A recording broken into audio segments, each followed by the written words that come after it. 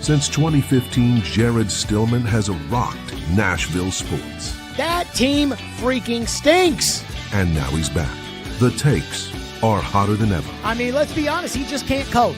Welcome to Stillman and Company. Stillman and Company on the 440 Sports Network, presented by Hiller Plumbing, Heating, Cooling, and Electrical. You know those are my guys, and they take great care of me. They can do the same for you. On YouTube at Stillman and Company, like and subscribe. It is day 2 of the offseason. I keep telling people like and subscribe because we're going to have shows pretty much every day. Anytime there's massive news that breaks, we'll be live. We'll continue to do what we've always done here with the 440 Sports Network. Tell your friends to like and subscribe. You know, Dave on Broadway says, go ahead, hit that like and subscribe button. I didn't even know Dave liked me. Dave, I always thought you didn't like me. Trent says, happy Tuesday. Like and subscribe. One guy says, over under 8 times Jared mentions J-Rob today. We shall see. Trent says, again, like and subscribe. TDG in the house, hit that like button, etc. So today, and of course we're going to start here. Today, we had the Mike Borgonzi press conference. And I said, hey, I don't know if I'm going to be able to be allowed in there. I don't have a game day credential, but I texted with the Titans. I told the Titans, hey, I'm coming to the press conference. Titans said, come on down. And I went right in and had no problem. So for you people that think I'm banned from the facility, I am absolutely not banned from the facility. But I was there today at the Mike Borgonzi press conference, and I don't know if you people watched, but did you see how the press conference started today? And I do not think that this is, well, I don't think that this is just a coincidence. This was the first question asked by yours truly, and the response from Mike Borgonzi. Take a look. When you took over the team, they were coming off of a 3-win season. You go through the draft, you go through free agency, you win 3 games again. Do you look at the job that you guys did this offseason as if you guys failed? Well, we certainly didn't meet expectations, Jared. That's a fair question. And ultimately, you're judged by your wins and losses in this league, right? But, I want to thank the players and the coaches here this year because going through a tough season like this, Jared, is tough. And I've been some places where we've had some bad seasons and you don't want to really show up to work every day. But, through all these losses, they continued to show up with the same energy and enthusiasm every week. And no one would tell you that our players didn't play. All right. Oh, you pulled the plug, Jared. You were tired of that answer. So, the lights went out today. The power went out. I guess not all the power because, again, it did record that. But the question I told people, I said, the heat, the Jared Stillman heat, the Stillman and Company heat, it knocked out the power grid today. As soon as I got in there, it was like, uh-oh. Too much juice in the building. And so when it comes to today's press conference, I, in fact, was there, and I think there were things to take away from it. No, I don't actually think that I overloaded the power grid or anything like that. I will say I did laugh my ass off at Mike Borgonzi. Basically, I'm asking, hey, you won 3 games, you got the job. When you got the job, I highly doubt you thought we're going to be just as bad this year as we were last year. But you were, in fact, just as bad. And I do wonder, did you fail? And boy, he was like, well, the players played hard and that, The answer, yes. Yes, they did. Okay. Now, I felt like there were kind of 3 things in today's press conference that stood out to me. The first is, I think Mike Borgonzi played things very, very close to the vest. So if you listen to questions about candidates, he immediately started the press conference off saying, I'm not going to talk about candidates. Now, that doesn't mean that I didn't ask him about a particular candidate. We'll get to that in a second. But for the most part, a lot of the questions were very generic. Just how do you feel about a guy you don't know compared to a guy you do know? Or what are you looking for when it comes to head coach? Kaharski asked a question about needing an alpha male. And Borgonzi was like, I think that's a little overrated, but we need somebody who's accountable. I saw Paul put out a video after the press conference was over, and he was like, Mike Borgonzi's press conference today made it clear he wants a leader for the football team. He wants people to be held accountable. He wants to, like, no shit. Every single general manager, every single owner, every single says, we want a leader. We want somebody that, can connect with the players. We want somebody who can. I once read a piece that Kaylin Kaler wrote at ESPN, and she talked to a former NFL head coach who has interviewed for many jobs. And I know who the head coach is, so I just, has had multiple jobs. And she talked to this head coach, and he said he had probably been in 10 job interviews and said there's one owner who knows what they're looking for when it comes to a head coach, Howie Roseman in Philadelphia. That's the only guy in all the interviews that this guy did where he said, I felt like the guy I was talking to actually knew what he was looking for. And that was it. Howie Roseman. He said everybody else, or she, who interviewed for this job, said everybody else is like, we want an offensive guy, or we want a leader, or we want, but like as far as actually knowing what you're looking for or expecting out of the head coach, he said Howie Roseman was the one guy who knew. So today, when it came to answering questions, Mike Borgonzi, I thought, was very vague, very generic. That happens all the time. In fact, I feel like they were very vague and very generic when they went to go hire Mike Vrabel.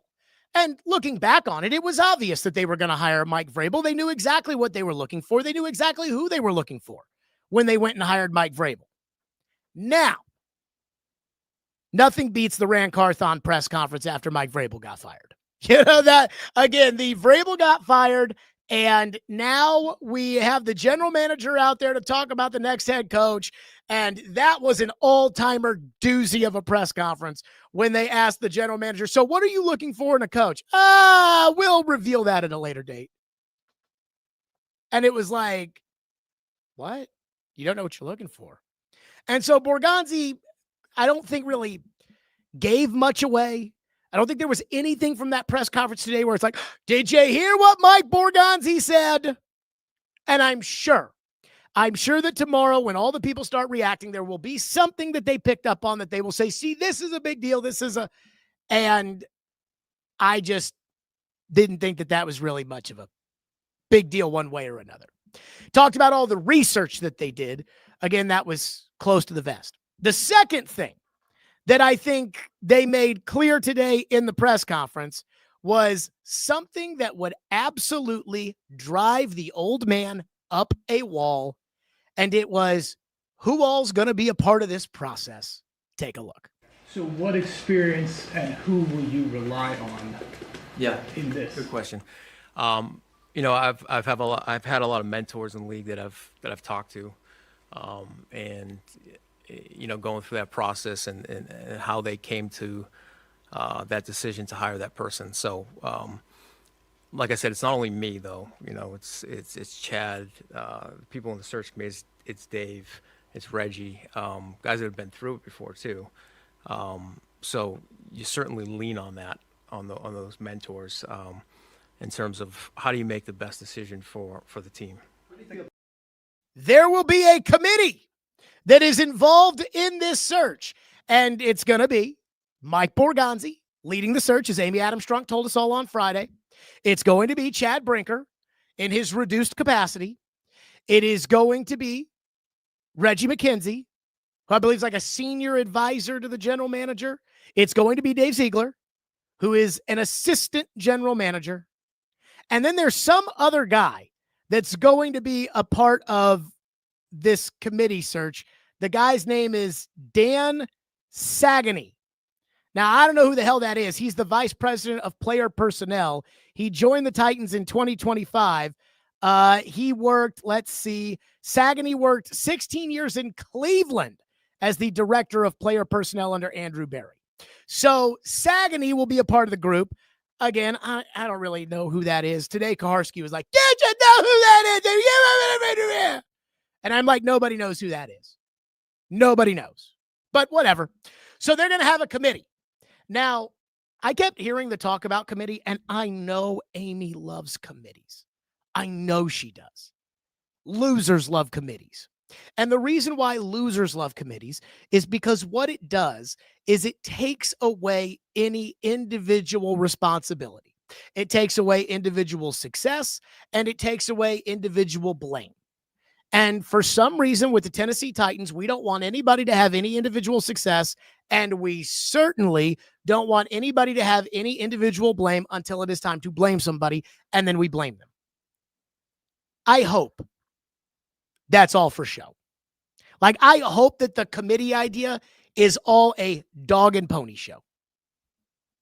I hope what this is, hey, you guys sit there and you tell me what you think, but in the end, I make the decision. That's what I hope we get out of the committee. What I'm afraid we're going to get out of the committee is okay, everybody raise your hand. Who likes Johnny? Okay, that's 3 votes for Johnny. But that committee thing, again, he referenced it multiple times. That thing scares me.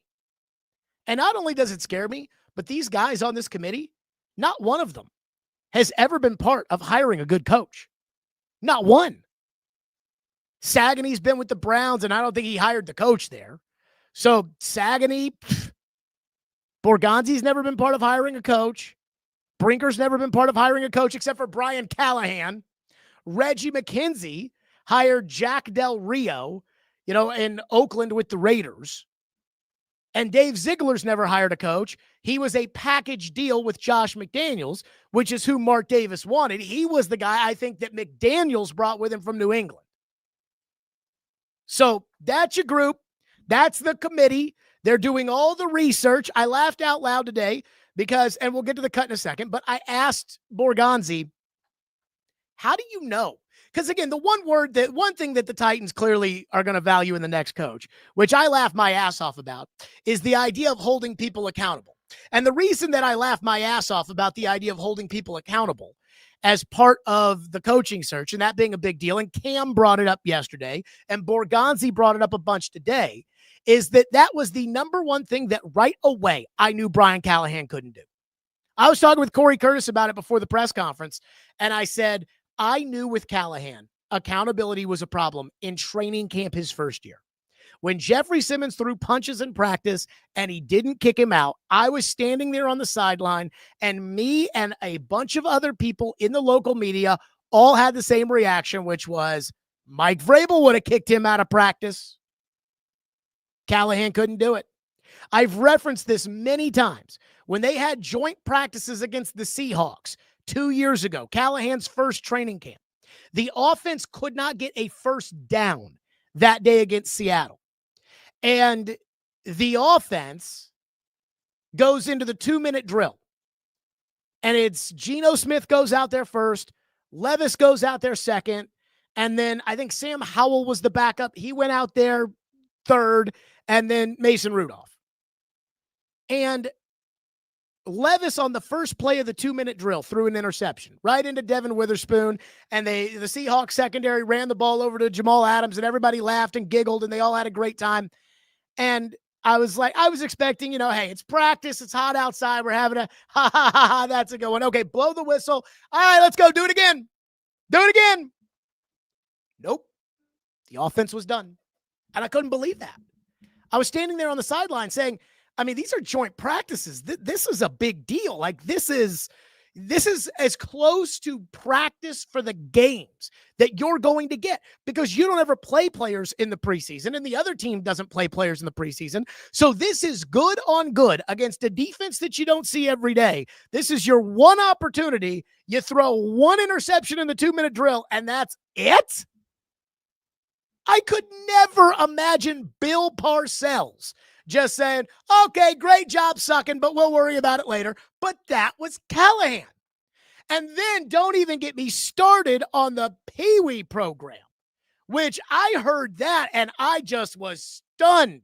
And I was stunned how many people in the local media bought the Pee Wee program. And then Jeffrey Simmons didn't even show up for the Pee Wee program. So I knew Brian Callahan couldn't hold people accountable. But here's the problem when it comes to accountability and doing your research. In fact, let's just play the cut, because I asked Mike Borgonzi. I'm like, Mike, you know Steve Spagnuolo. You've seen Steve Spagnuolo every day. You know if Steve Spagnuolo can rip somebody's ass. You know if Matt Nagy can rip somebody's ass. You know if Dave Tobe, the special teams coach, if he can get up in somebody's ass and rip them. Same with Mike Kafka, Doug Peterson. Again, you don't have to be Mr. Mean, but you do have to hold people accountable. Kurt Signetti can hold people accountable. And this is what Mike Borgonzi said when I asked him about how do you go about this with people you don't know. Take a look. When it comes to those specifics about how a coach knows his personnel or how a coach holds people accountable, to follow up on TD's question about the guys you know from Kansas City, you've probably seen Matt Nagy or Steve Spagnuolo or Dave Tobe, whomever, hold people accountable or set up, a design based off the personnel. Mm-hmm. How do you find out those things about coaches that you haven't been around, that you don't know intimately, in just one or two job interviews? Great question, Jared. And I think that's, we've had a long runway here to do a ton of research, like I was saying. And we have connections in every building, whether they be coaches they worked with, scouts, support staff. So those research calls are invaluable for us, really. Because you're right, Jared, you go through an interview and some people are really, they're so prepared for the interview now. That's why I think the research that we do on these candidates is going to be really important, and that we have done, and we've done a ton of it. Research. That's what we've really been focused on, is our research. And I'm like, that sounds great, but that's not really how it works. I mean, I remember all the research the Titans did on Ran Carthon before they hired him as the general manager. I remember Amy Adams Strunk said, I talked to Jed York, and Jed York said you were hiring a great general manager. And John Lynch talked to Jim Wyatt about how great of a hire Ran Carthon was going to be. And Brian Callahan, Gary Kubiak, I remember he went on the radio at my old station the day after Callahan got hired and was like, that guy is going to be a great coach. And yet, if you'd been around Callahan, you probably knew, and I wasn't around Callahan. I wasn't in Cincinnati. You probably knew that Callahan wasn't going to be able to hold people accountable, that if Joe Burrow didn't hold people accountable in Cincinnati, nobody would. I don't know how you'd see the research in that. We've got great relationships.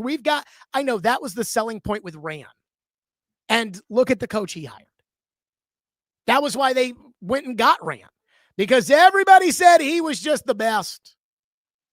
So I know that it sounds good to say, well, we've done all of our research, and our research tells us, and again, unless you were there, or unless somebody on the committee was there and you really trust their opinion, there's no real way to know how Chris Shula holds people accountable, or how Jesse Minter will react when he doesn't have Khalil Mack rushing the passer and Derwin James at safety and Justin Herbert on the other side at quarterback.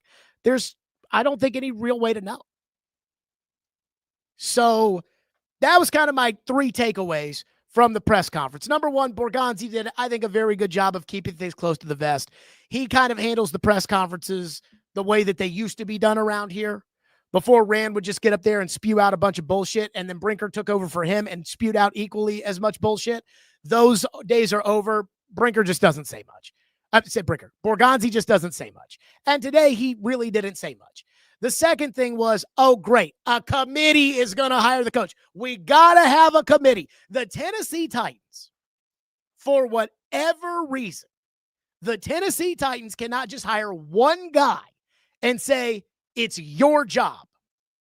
They can't do it. Can't do it. Got to have a committee, which drives me insane and would drive the old man nuts. He used to always make fun of committees. I actually texted Ian today and I said, another committee. And Ian, I guess, didn't listen to the press conference at that point. He said, what now? I said the committee to hire the coach is going to be Brinker, Borgonzi, Ziegler, McKenzie, and some Dave Sagany. And Ian was like, oh, another committee. That'll fix things, just the way the old man used to laugh at it. And then finally, you can tell me you've done all this research on candidates, but if you don't know them, you're taking a very big risk. Now, once that guy shows up here, it'll be Brian Callahan, where Brian Callahan couldn't hold anybody accountable. I mean, they beat the shit-ass Patriots in overtime, and Callahan's at the podium crying about it. Like, is that what you thought you were hiring? So that's kind of my first thing there. The second thing is I asked at the end of the press conference the Matt Nagy question.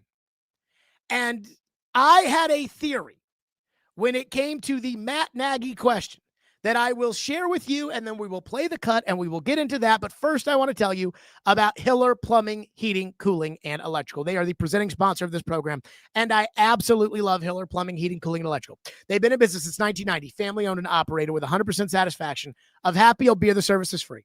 If a customer is not pleased with the work performed, Hiller will make it right. Learn more at happyhiller.com with professional, experienced, trustworthy technicians who come into your home and leave it clean and better than they found it. Care is their core value. They believe that when they care about others, everybody wins. They'll take care of the customer on every job, every time. That's Hiller Plumbing, Heating, Cooling, and Electrical, proud supporter of the Nashville Predators, the Vanderbilt Commodores, and the Tennessee Volunteers. That's Hiller. My guys call the Happy Face Truck today. Okay. The Matt Nagy question. Now, I'm just going to tell you, I think Matt Nagy's going to be the coach. But I knew that Mike Borgonzi wasn't going to give it away. So I knew I was going to ask about Matt Nagy, but I wasn't going to ask, so are you going to hire Matt Nagy? I wasn't going to ask that. And I wasn't going to try to generalize Matt Nagy the way that I think others did by saying, how important is it that you have a prior relationship with someone you're going to hire? Which he knows you're talking about Nagy. You know he's talking about Nagy. They're not going to hire Steve Spagnuolo as the head coach. So they're talking about Nagy. He's talking about Nagy. But he can talk in generalities when you talk in generalities. So I asked about Nagy specifically. And I asked about the fact that you people hate Matt Nagy. You people hate him. Not every single one of you, but a lot of you. You think he was a bum in Chicago. The story that's coming out is he's been terrible in Kansas City. And I want to know, does Mike Borgonzi believe that? So I asked the Matt Nagy question. We'll first play the question.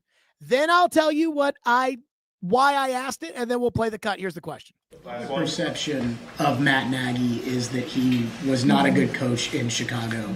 And there's a little public perception that he's at fault for Kansas City's regression as an offense this past year. But that's the public perception. You know Matt Nagy. So when looking at that, how much do you factor in what you know about a particular candidate's ability to coach compared to the public perception or what the fans' perception might be? Stop it right there. The reason that I asked that question was because when I make it directly about Nagy and about Nagy's tenure in Chicago and the fact that you know Matt Nagy and the public perception may not equal what you saw, what do you think? And I texted Corey Curtis before the press conference, and I told him, I said, I'm going to ask him straight up about Nagy. And Corey was like, I bet you he'll say something like, well, we got to go through the process. And I said, well, I'm not going to ask it like, hey, what do you think of Matt Nagy? Are you going to hire him? But I'm going to ask him a question about Nagy and the fact that people are dumping on Nagy. And I said, if he says, well, it's a process and we got to go through the process. And so, we'll do that with all coaches. That's a neutral clue. That is a cop-out. That is he's not saying one way or another. If he talks about how Nagy is a good coach, I know Matt Nagy, he's a good coach. That's a positive clue. That is letting people know, hey, you may be upset, but I know Matt Nagy. And I am here to tell you that what I know of Matt Nagy, that Matt Nagy is a good coach. And if he talks about the difference between a coordinator and a head coach, again, he's only going to answer in generalities. He's not going to say, I think Matt's probably better off as a coordinator. He's a good coordinator. He was a good coordinator in Kansas City. I don't know what happened in Chicago. I wasn't there. I know that Matt, won some games there, lost some games there. But I think I think there's a lot of guys out there that maybe just be better coordinator. Then that's a negative clue. He's not interested in that. So again, here is what Mike Borgonzi said in response to my question about Matt Nagy. The perception of Matt Nagy is that he was not a good coach in Chicago. And there's a little public perception that he's at fault for Kansas City's regression as an offense this past year. But that's the public perception. Matt Nagy. So when looking at that, how much do you factor in what you know about a particular candidate's ability to coach compared to the public perception or what the fans' perception might be? Listen, I have a great relationship with Matt. I've worked with him for years. I thought he did some good things in Chicago, and he did a lot of good things when he returned to Kansas City. Like all these other coaches, though, Jared, you have to do a ton of research on them. And this thing's, you still have to research on people that you know. Okay. So throw that back end part out about you still got to do research, even research on the people you know. Let me stop you right there. No, you don't. I understand what he's saying. That goes back to the process of, we got to do our homework on everybody. No, you don't. Let me tell you something. If Sirius XM or if Cumulus and Westwood One, if they came to me and they said, Jared, we want you, let's just use Sirius. This is easy. I already work for them and they have Howard Stern. And if Sirius said, Jared, we want you to be the heir apparent to Howard Stern, which by the way, I think I could do. But if they said, we want you to be the heir apparent to Howard Stern, we want you to be like Conan O'Brien and he's Jay Leno, and we want you to take over 3 years, 4 years down the road. And you can do your show just like Howard's. You can talk about whatever you want to talk about. You can interview whatever celebrity you want to interview, and you can have somebody ride shotgun with you. Go for it. Here's a massive budget to do it. I don't need to do any research on whether or not Caroline would be a good shotgun co-host. That doesn't mean I'm going to hire Caroline, because given SiriusXM's resources, who knows what else is out there. But I don't need to do any extra research on Caroline. You know what I mean? Like, I don't need to do anything extra. And so, what's wrong with the audio?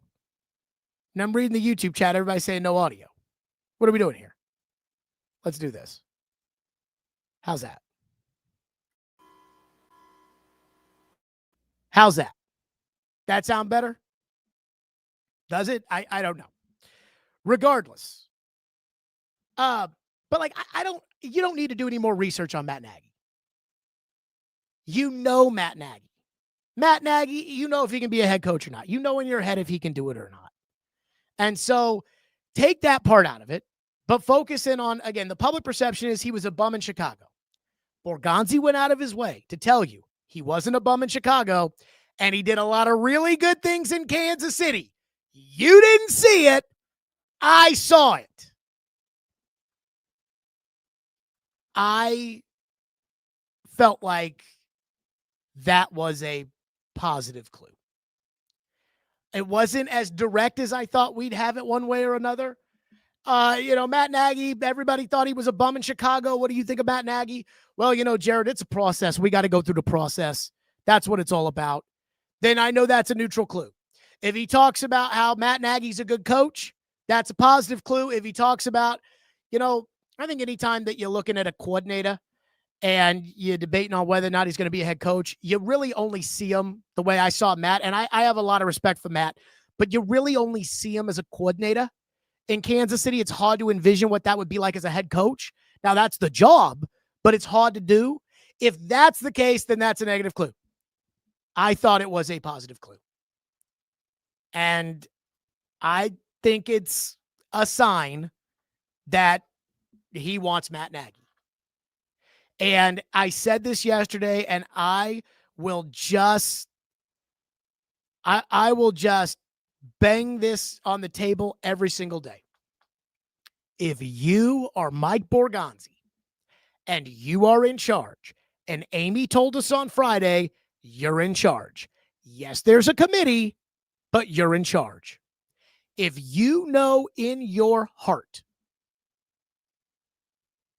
that Matt Nagy can be a head coach in the National Football League, that Matt Nagy can put together an offense and a scheme to help maximize Cam Ward, whom your career is tied to, if you think Matt Nagy can hold people accountable and you think he would be a good fit, hire him.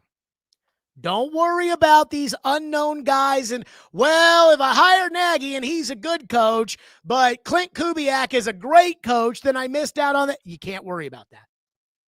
You cannot worry about that. You have to just what you know. Because when you hire people you don't know, you run the risk of getting absolutely duped by somebody who came in and said all the right things, but can't back it up when it comes to being head coach.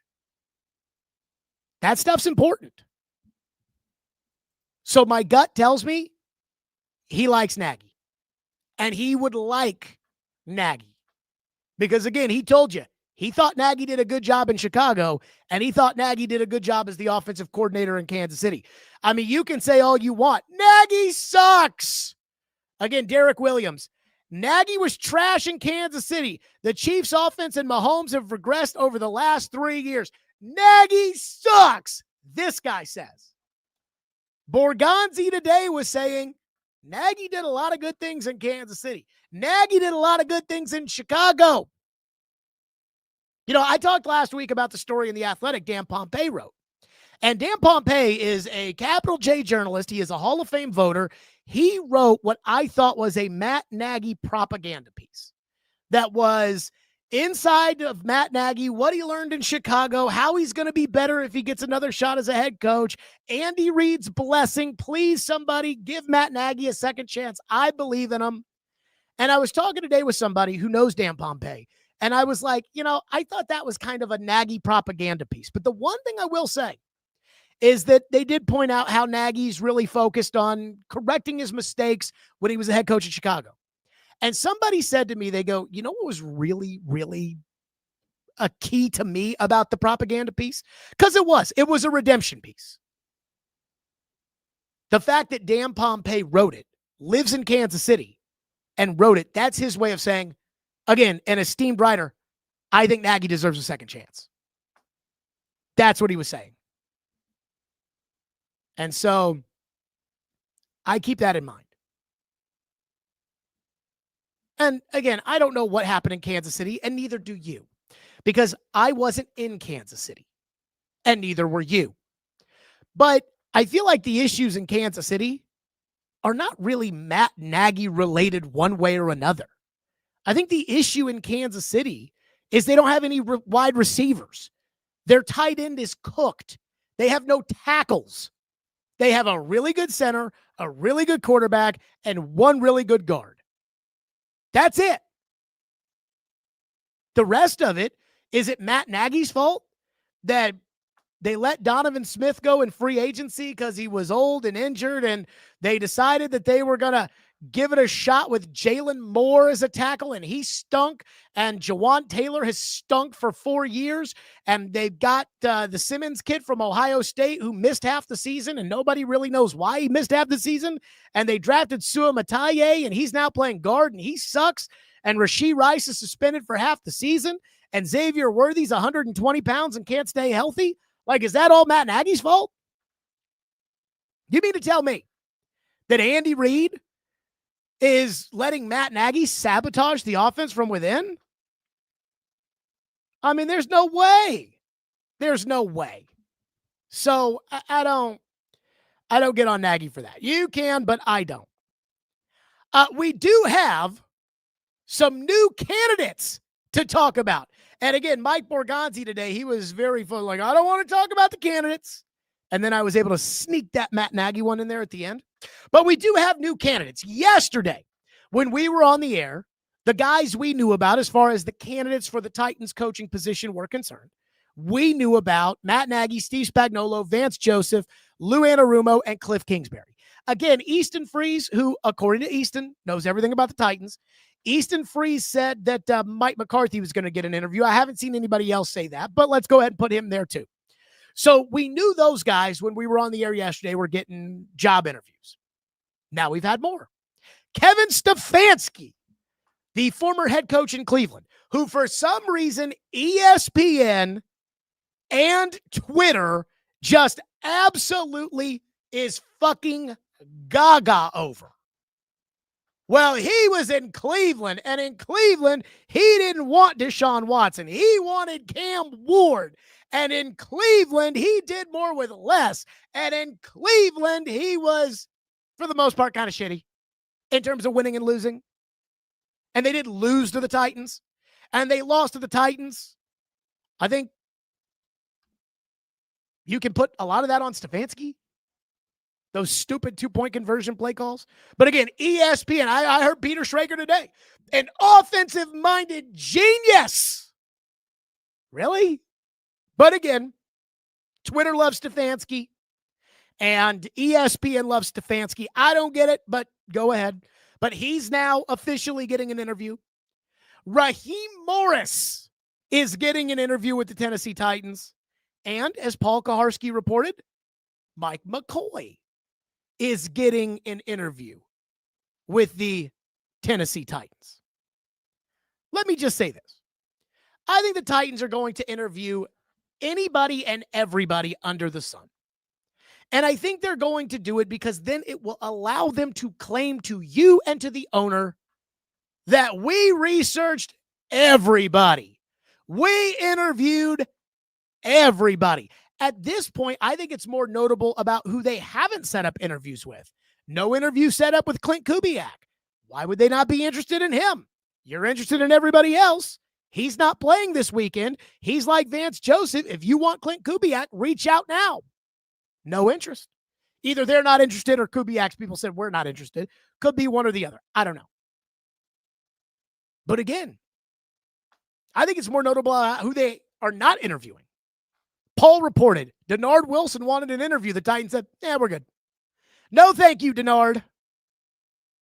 But they want to be able to claim to everybody that we interviewed 39 people and Matt Nagy was the best guy, if that's who it ends up being. Now, Stefanski probably has a real shot at the job.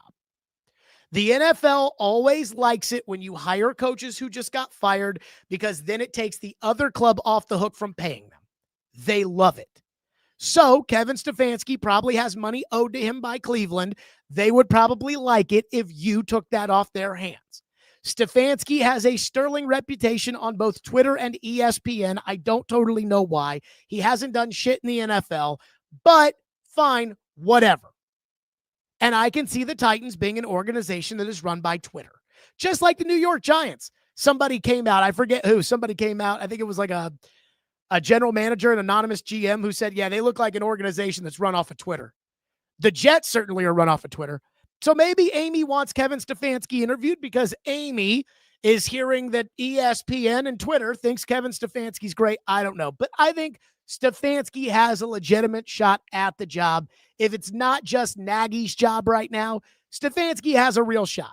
And I don't know Kevin Stefanski, so I can't tell you he's a bad coach, or I can't tell you I wouldn't hire him because I don't know him, but I'm just not attracted to the idea of hiring Kevin Stefanski as the coach. I do not take Raheem Morris or Mike McCoy seriously as potential head coaches. Raheem Morris has some Atlanta stank on him after the last couple of years. And Mike McCoy was a substitute teacher this season who did a fine job of being a substitute teacher. You know, again, Mike Borgonzi talked about how Mike McCoy did a great job of being positive every day and keeping the building together and keeping everybody in high spirits. And then when they talked about what they were looking for in a coach, they talked about accountability. Those are two separate things. it sounds like, hey, Mike McCoy did the job we wanted Mike McCoy to do. Now we're going to give Mike McCoy an interview because we want everybody to know that we value Mike McCoy enough to give him an interview. In case there's somebody else out there that might consider hiring Mike McCoy to be an OC or a quarterback's coach or, who knows, a head coach. I don't think so, but who knows? I hate saying this. I really hate saying this because it feels racist saying it. But I don't think it's racist. I think it's the truth. Raheem Morris kind of feels like a Rooney Rule interview. And I was thinking about that today when I was thinking in my head, like, I think Raheem Morris is a Rooney Rule interview. It almost feels like the Rooney Rule sometimes puts candidates down more than it lifts them up. Because I'm thinking to myself, Raheem Morris, do we really think the Titans are going to hire Raheem Morris as their head coach? I mean, do any of you think they're going to hire Raheem Morris? No. So then the immediate assumption is, well, that's probably a Rooney Rule interview. But we don't say that about any of the white coaches that they're interviewing. Again, I think Steve Spagnuolo and Mike McCoy are getting job interviews as favors. Mike Borgonzi is giving Steve Spagnuolo a job interview so that it signals to the rest of the league that he's a head coaching candidate when the Tennessee Titans have probably no interest in hiring Steve Spagnuolo as their head coach. But we're doing it as a favor. Mike McCoy, you did the job as the substitute teacher. We'll interview you for the job. We're not going to hire you, but we'll interview you for the job. We'll give you the courtesy, and we'll make it look around the league like, hey, you did a great job, and we value you. But then when it comes to the black coaches, it's like Vance Joseph and Raheem Morris. Are they actually interested in these guys being head coaches, or is it Rooney Rule interviews they're doing? And that's really unfair to Raheem Morris and to Vance Joseph. Because if those guys, again, weren't under this umbrella of minority candidates, if these guys were just candidates, then they would be getting interviews like everybody else. And we would think, hey, these are legitimate, real interviews. I can't imagine that the Titans would hire Kliff Kingsbury to be their coach after Kliff Kingsbury was so bad at Texas Tech and so bad in Arizona. And by the way, Kliff Kingsbury got fired today by the Washington Commanders. Now, maybe he's a great coach, but his resume says he's not.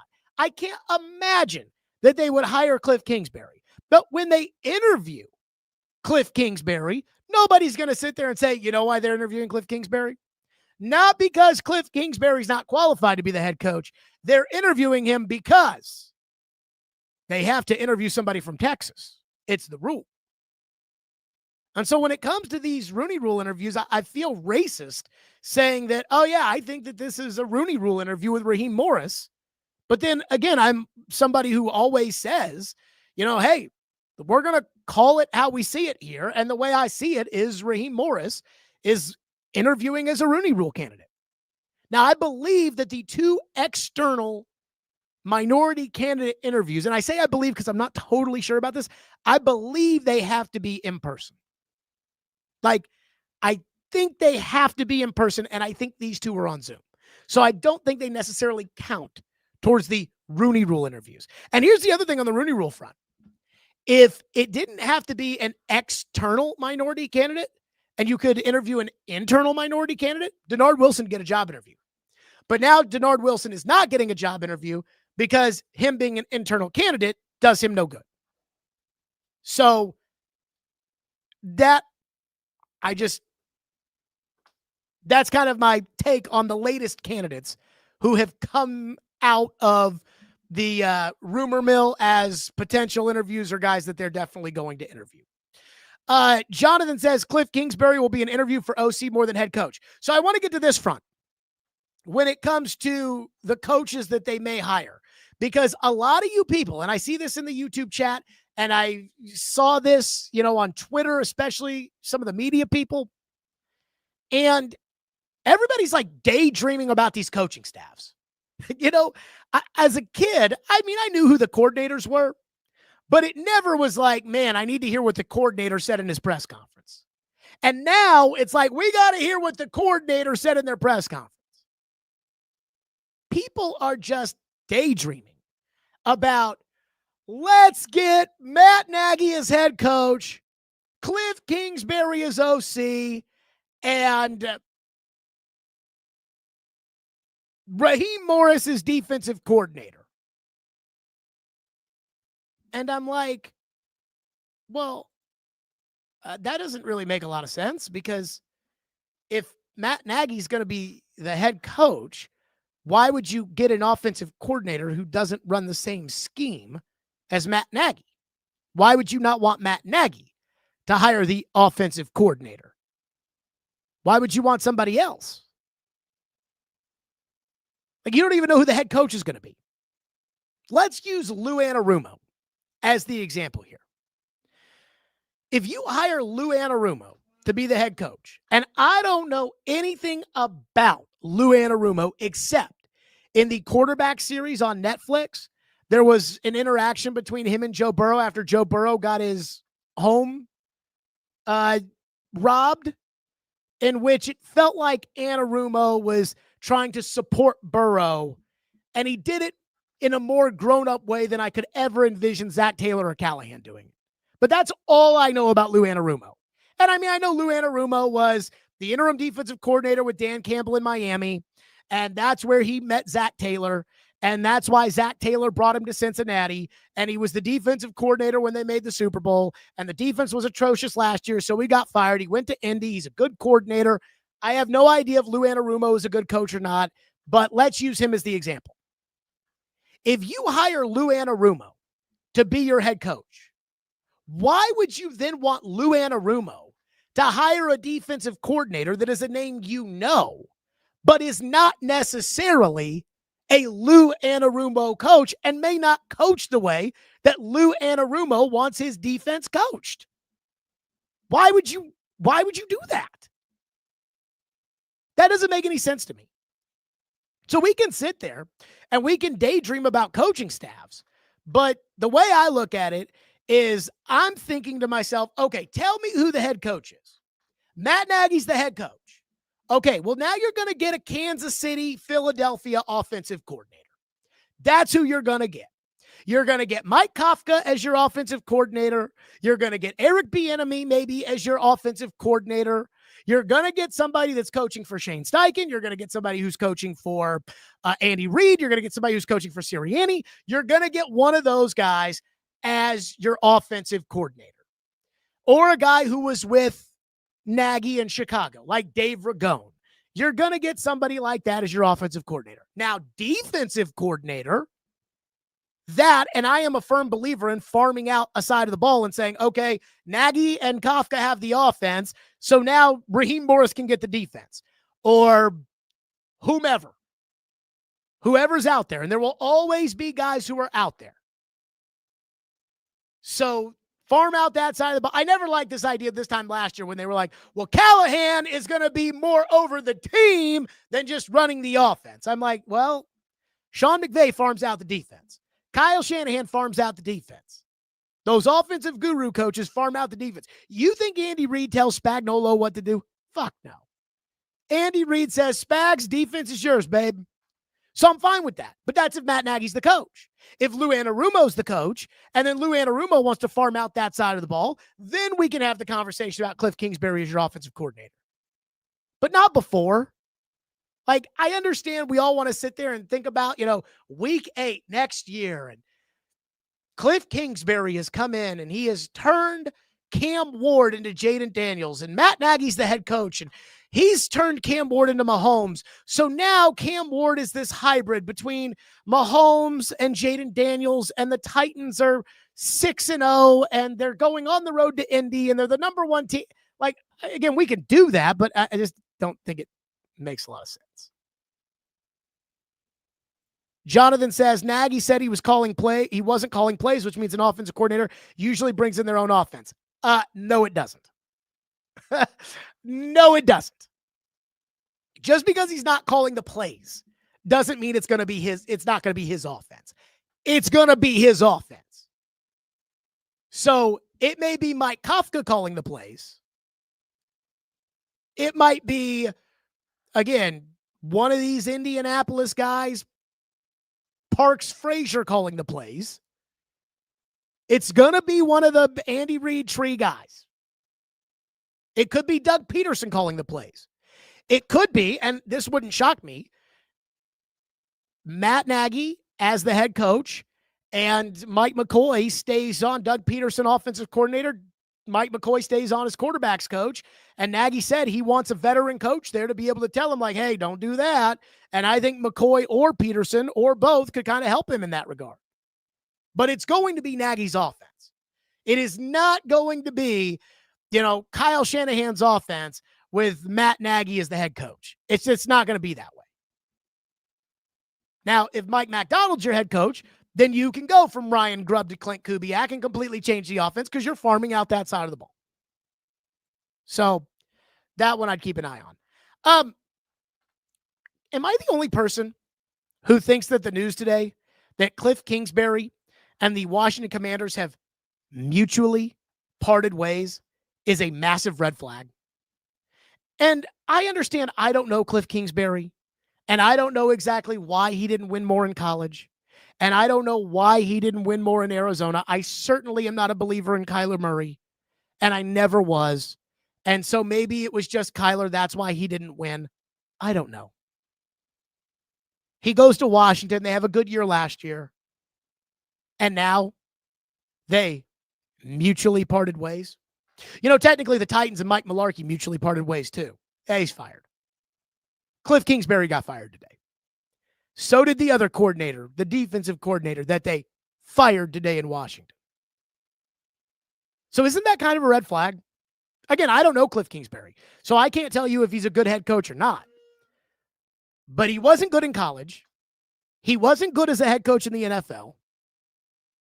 Or I shouldn't say wasn't good. He didn't win. He didn't win in college. He didn't win in the NFL. And he just got fired in Washington, where I think the last thing you want to do is fire the coordinator and change the offense for a young quarterback unless you feel like you have to. So, isn't that kind of a red flag? Again, I keep hearing people tell me that they love Kliff Kingsbury and Kliff Kingsbury would be a home run. And I don't think Kliff Kingsbury has ever been good. And I mean this like ever. But hey, he's got a nice jawline. That is for sure. And when you got a nice jawline, you'll get 15,000 chances in the NFL. Let's get to some of your reaction. Kong says, PK, I swear, is an idiot sometimes. I like PK for some hard questions he has to give to the organization, but sometimes he's very inaccurate on the stuff he reports. I think PK's fine. I think PK might be a little territorial, which is why I think he doesn't like me. But I don't think PK is like a bad guy.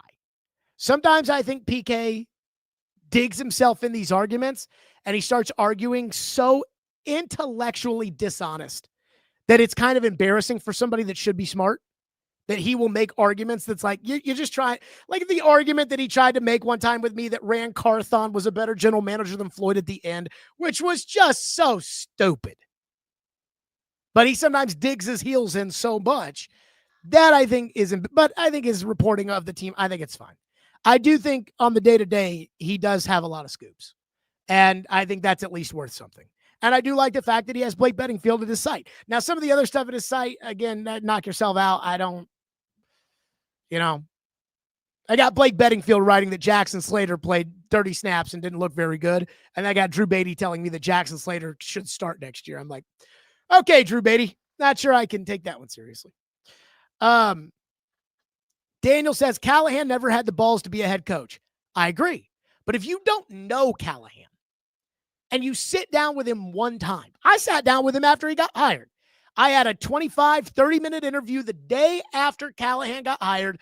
I went into the facility at 7 a.m, and he and I sat down and taped an interview. And I walked away from that really liking Brian Callahan. And I still like Brian Callahan. He's a good guy. But I mean, I walked away from that thinking like, hey, Brian Callahan, he knows his shit. And obviously, Brian Callahan, to your point, didn't have the balls to be a head coach. So when you don't know somebody, like a Jesse Mentor, and you do your research and you talk to people that you kind of know that kind of know him, and they tell you one thing, it's not the same as knowing in your heart whether or not that guy can coach or, to your point, have the balls to go out there and be a great coach. Chase says Nagy did take Trubisky to the playoffs and lost on a double doink. Maybe he is the guy. I can make the argument for or against Matt Nagy either way. The one thing you cannot do, and some people are saying, is Matt Nagy sucks. 34-31 does not suck in the NFL. Dave Campo was 5-11 3 years in a row with the Dallas Cowboys. That sucks. Brian Callahan won 4 games in 2 years. That sucks. Matt Nagy didn't suck. May not be a great coach. Maybe better coaches out there. But to sit there and say Nagy sucks, I mean, there's just nothing about his resume that would say that.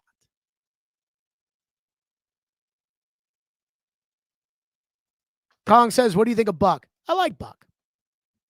I've always liked Buck. I used to make Buck go to the press conferences and ask questions Buck didn't want to ask. Like I made him ask Mariota if they needed Des Bryant. I made him ask Vrabel about Urban Meyer at Ohio State when the Zach Smith stuff came out because Vrabel was on that coaching staff. I made Buck ask those questions. I know it made him uncomfortable, but I think it made him a better reporter. The fact that I did that for whatever that may be.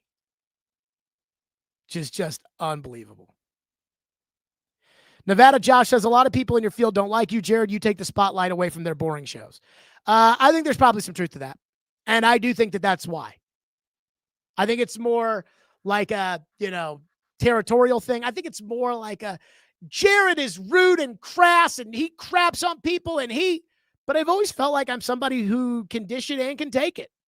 The day that 1025 and I broke up, Don Davenport and Brent Doherty were like, we didn't get fired. We got contract extensions. And I'm like, hey, you can talk the talk. If you can walk the walk, you can talk the talk. Now, I think their show fucking stinks. But again, hey, you say what you want. But then don't get mad at me if I say what I want. That's the way I look at it. Whatever that's worth. All right, I got to get to something that's just crawling up my ass as far as the NFL is concerned, if I may. So this new trend is now a thing in the NFL.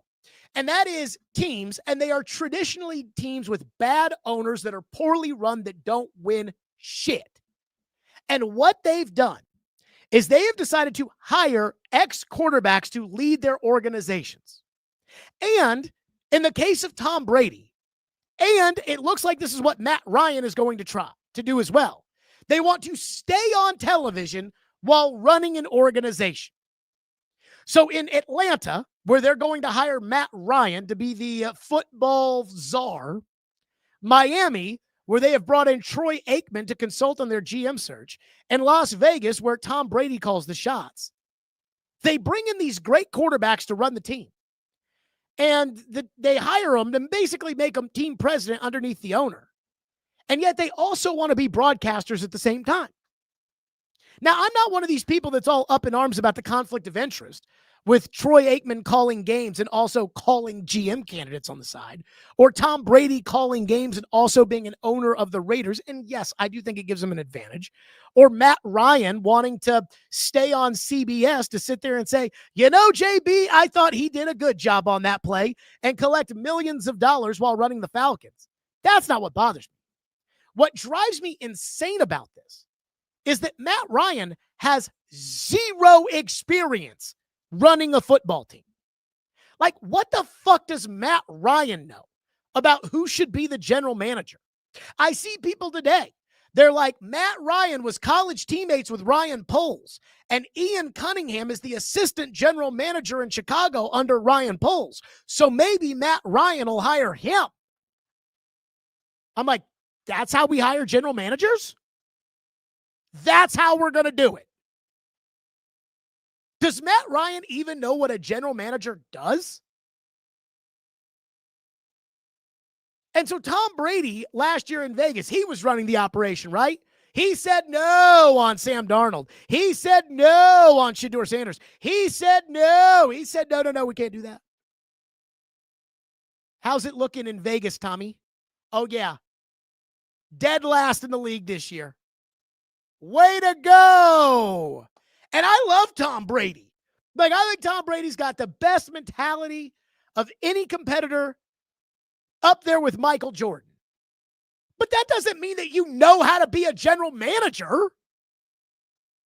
What does Troy Aikman know about being general manager? Nothing. But he's going to go out and hire a good one? It's just such a joke. Like, if I was going to lean on somebody when it came to hiring a general manager, and I was going to make somebody a consultant, or you know who I'd hire? A general manager. Hey, Thomas Dimitrov, you turned the Falcons into a Super Bowl contender. Who have you worked with that you think would be a good general manager?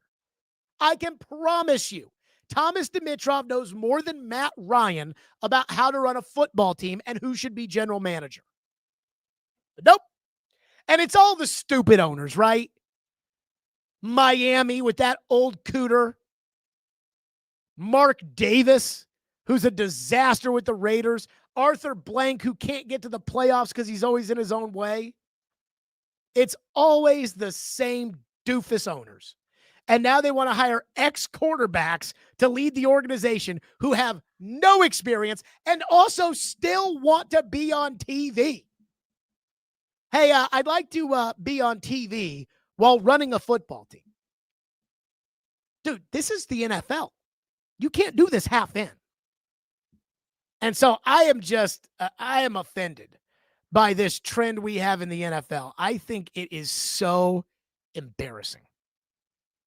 This just half in, half out shit. Unbelievable. Brady. Unbelievable. And I love Brady. And I like listening to Troy call games. Matt Ryan, I don't really give a shit about, but it's embarrassing. If the Titans were to say, hey, we're going to hire, and I know Eddie George has coached some in college, but he doesn't have NFL personnel experience. If they were to say, Eddie George is going to run the organization, I'd say, you guys are fucking stupid. Leave it to Mike Borgonzi. I don't know if he's any good or not, but he's at least qualified to be able to run an organization. These teams. It's unbelievable.